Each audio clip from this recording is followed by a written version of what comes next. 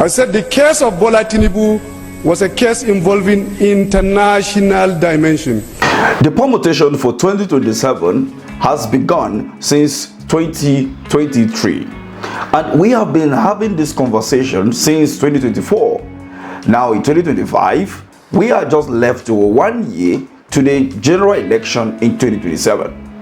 For that reason, the former governor of Kaduna State, Malam Nuhu El-rufai, has been at the center of a lot of controversy and conversation between the ruling All Progressive Congress as well as the opposition party. Many have seen his activities since he was not nominated and approved by the Senate to be the Minister of the Federal Republic of Nigeria under the administration of Bola Ahmed Tinubu's government as to something that he has taken that to be a problem between him and the government, hence the series of criticism of the current administration. Now, within the last 48 hours, there have been a lot of conversation. And I believe that you might have seen some issues going on between El-rufai and Nuhu Ribadu. But we are here to dissect these issues and for you to understand exactly the reason why 2027 is key for the destiny of Nigeria, or else only God knows where this country will be heading to. Before I go further, take a listen to this video. You indicted Mr. Ahmed Bola Tinubu of corruption. You said, and I quote, Bola Tinubu is a looter of international dimensions. Why Nigerians should believe you? Doesn't this raise serious morality and ethical issues about you, because you're now working with the man and trying to become the president of Nigeria? With respect, Kadria, I did not say so. I never said he's a looter of international standard or whatever.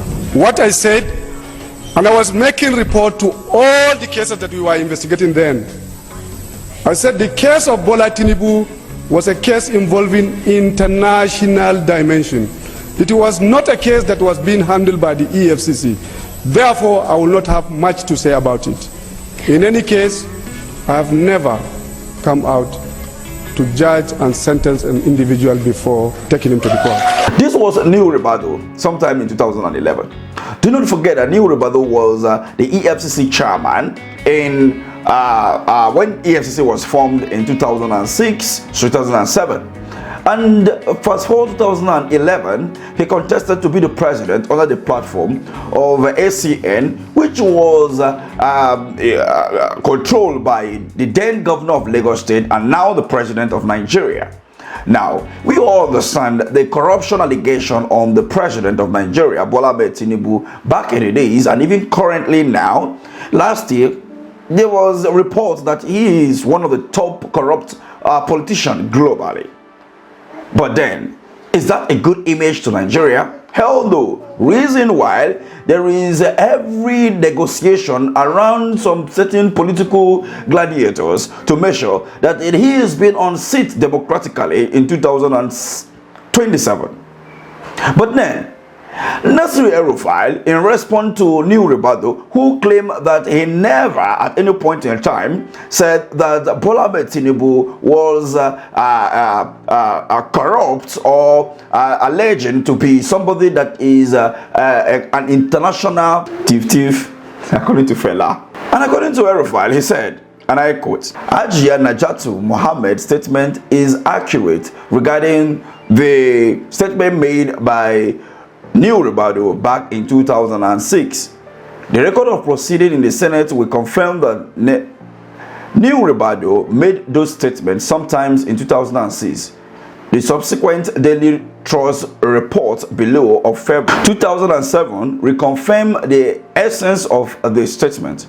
The conclusion of the Federal Executive Council in 2006, which can be subpoenaed from the Cabinet Secretariat of the SGF office, contain the allegation.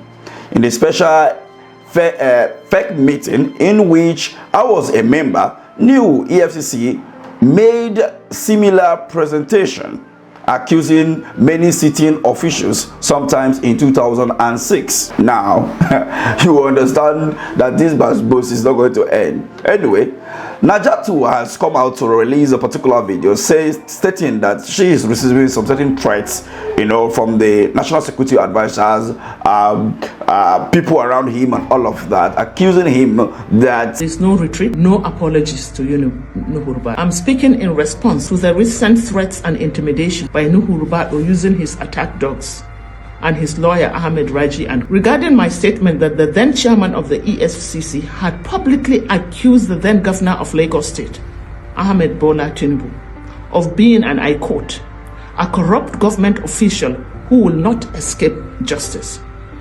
While I acknowledge that Nuhu Ribadu might have forgotten or chosen to retract his comments from the past, I stand by my statement and do not believe an apology is warranted. Apology to whom exactly?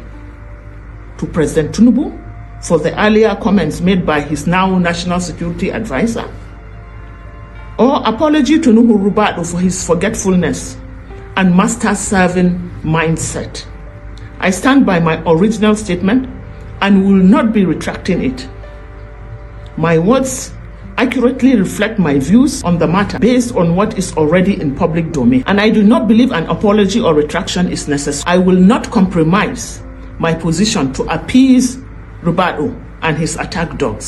So now, with all of this, let's come to one point now, and the point now is the fact that Nuhu El-rufai, under his watch as the governor of Kaduna State in 2015 to 2023, we have a lot of challenges security-wise in Kaduna State. But that does not mean that he should not criticize any government. But the question now is this: to what end is his criticism? Has he now repented of his sins and is now trying to sanitize the government? How can we justify that, or how can we, measure his level of repentance, knowing fully well that the Nigerian politicians, they only come out to criticize any government that is not favorable to them or did not give them appointments and all of that? What do you make of all of this?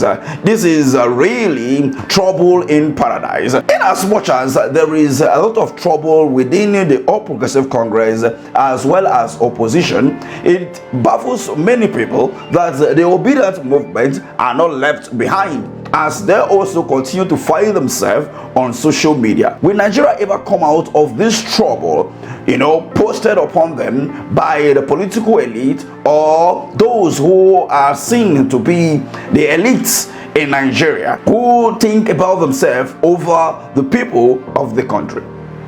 Like we've seen, the United States President Donald J. Trump has been at the center of another controversy as he continued to release executive orders which is not favorable to some political heavyweights in West Africa, Nigeria to be precise, with a lot of criticism coming from Nigerians that this is not something that is good at all for developing nations of the world, cutting aids and all of that. But the truth of the matter is this: you have enough resources to take care of yourself. So while all of these cry, maybe because they need to live on those aids that comes, which never gets to the actual destination. Anyway, what do you think about all of these political drama within the last 48 hours? Let's have this conversation at the comment section. Thank you for watching.